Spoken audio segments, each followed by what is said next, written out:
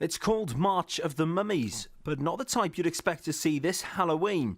International pressure group Pregnant Then Screwed have been protesting in the centre of Cardiff today to highlight the issue of maternity discrimination, which on average haunts 71% of mothers here in Wales. Together with the Women's Equality Party, Chwarae Teg and Career Women's Wales, the protest gathered nearly 50 women and men to march for their cause. I'm here because I feel that women, far too often when they've chosen to have a child, are forced to sacrifice their job or their career, and I think that's completely unfair. I think there's a real waste of talent in the UK workforce because there's lots of women who are now forced to quit their job or are forced out of their job because they've had a child, and I think that's completely unfair.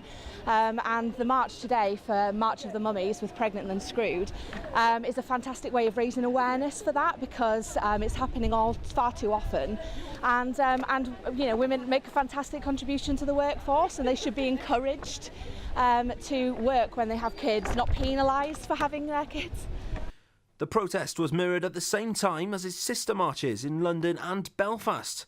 An organiser of the event here in Cardiff, Sarah Rees, says that the topic of maternity for most employers is taboo and that mothers need more of a voice in the workplace. You know, we forget about these things because we become busy bringing up our children and they become the priority. But I've talked to mums every day and they say things like, one for example, she was on maternity, just about to go on maternity leave. It was her due date, about to have a baby, and she was interviewed for a promotion. Lo and behold, do you think she got that promotion?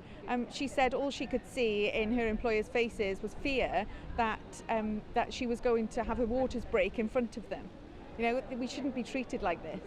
I actually only found the organisation when I wanted to share my story, and our founder Jolie set up the organisation when she was being discriminated whilst she was pregnant at work, and she knew that there were a lot of stories of this happening to women, but there was nowhere to share them and nowhere to get our voices heard, and so I basically was Googling support for myself and I came across Jolie and I shared my story, and so if any woman out there has a story, please do find Pregnant Then Screwed, because there's support available for you to challenge your employer and make sure that your rights are being listened to.